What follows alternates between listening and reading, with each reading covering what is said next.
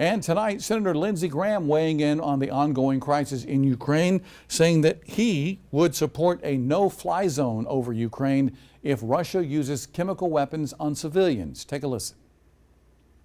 China will consider us paper tigers. The Iranians will believe they can get a nuclear weapon without consequence. So absolutely, if he goes down this road, a no-fly zone to protect the Ukrainian people against the outlandish behavior of Putin.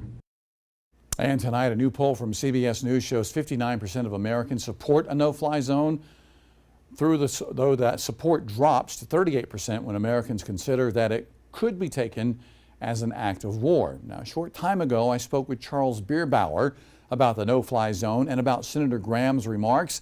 Bierbauer, as you may well know, used to live and work in Russia for many years. He believes a no-fly zone is off the table.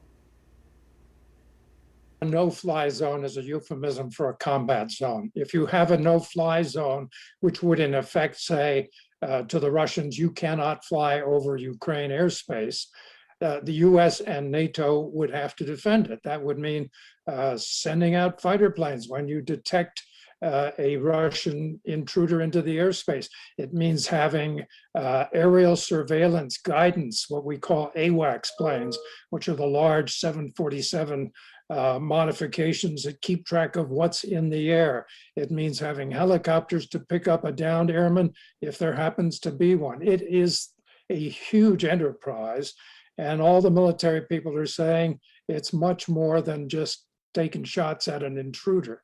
So there is a lot of difficulty, and then of course it's what next. And the fear is if you're engaging in combat over Ukraine, Russian forces and NATO forces, you are in effect at war with each other. Senator Graham commands no forces, so it's somewhat easy to say we should, but it's a heck of a lot harder to do it. I also spoke with Bierbauer about the Ukrainian refugees. We're going to have that coming up later tonight on News 19 at 11.